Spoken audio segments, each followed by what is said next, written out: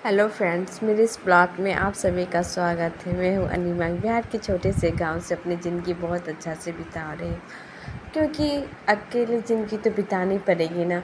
कोई साथ नहीं है मेरा, फिर भी मैं जीने की तमन्ना कभी नहीं छोड़ती।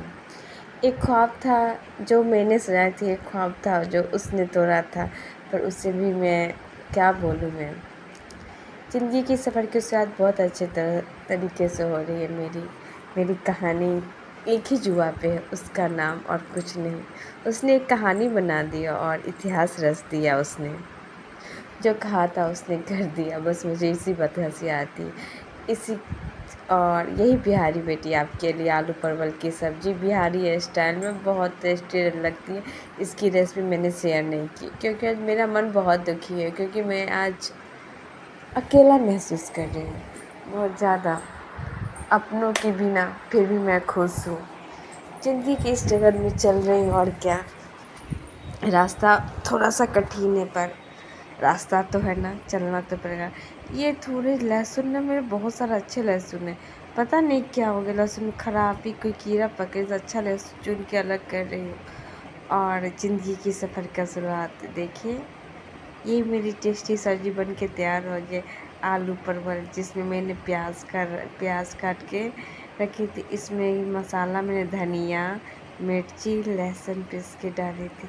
सब्ज़ी वाकई में बड़ी टेस्टी बना था। और हम बिहारी तो ऐसे ही हैं, बिहारी तरीके से खाते हैं अपनी ज़िंदगी।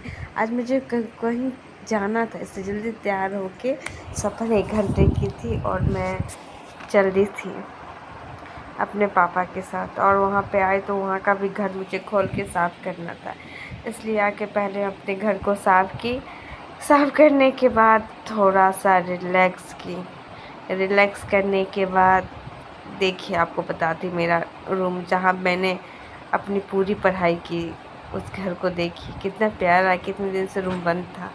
देखिए आज मैं थोड़ा रिलैक्स कर रही हूँ, अच्छा लग रहा है, क्योंकि कहीं सफ़र से आने के बाद ना आदमी थक जाता है। और ये मैं पंखे में रिलैक्स करके कुछ यादों को ताज़ा कर रही हूँ।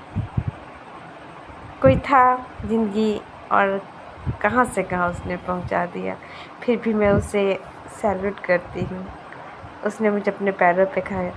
देखिए, कहीं आने के बाद तो घर तो गंदा हो ही जाता बंद होने के बाद, तो यही घर को साफ़ सफाई हो रही है। ये बेडशीट की, घर के साफ अंदर घुस के कि पूरे घर का मैंने वीडियो नहीं बना, बस थोड़ी सी वीडियो बनाई। साफ़ सफाई करके बड़े वाले घर को मैं इसी तरह भी बेडशीट नहीं जा रही, क्योंकि मुझे पंखा ख़राब था। पंखा बनवाने के लिए दिए, तो वो आएगा तो बना देगा। और ज़िंदगी की सफ़र मेरी इसी तरह चली।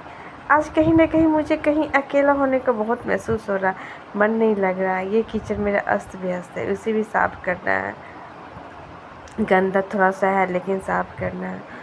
और ये सारा किचन मेरा बहुत पुराना घर है, जहाँ पे मैंने अपनी पढ़ाई की थी। और ठंडा पानी पीने का मशीन में मोटर चला के ठंडा पानी निकाल रही हूँ। और ज़िंदगी में मुझे पुराने दिन याद आ गए।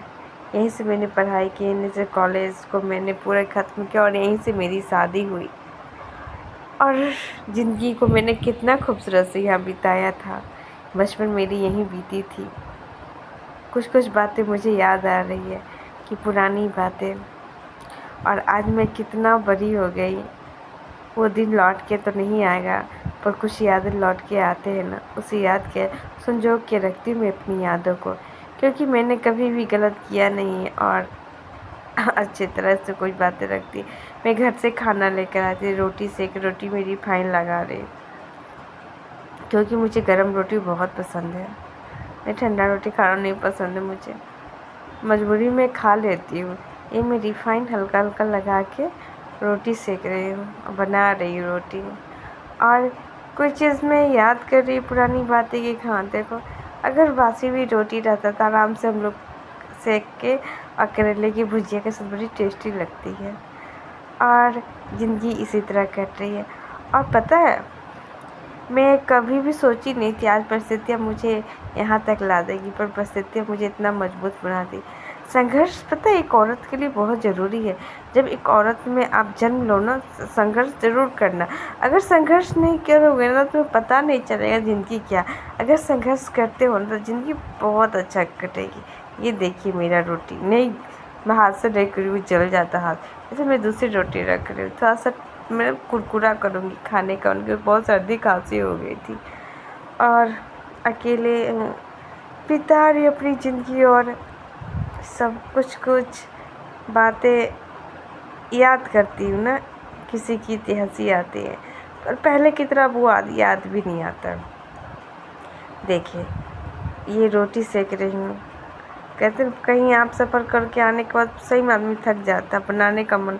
मैं कभी सफ़र करने निकलती तो पहले खाना बिल्कुल नहीं खाती, मुझे खिलाया ही नहीं जाता, खाने की कोशिश भी करती तो नहीं खा पाती। यही मेरी अब ज़िंदगी होगी।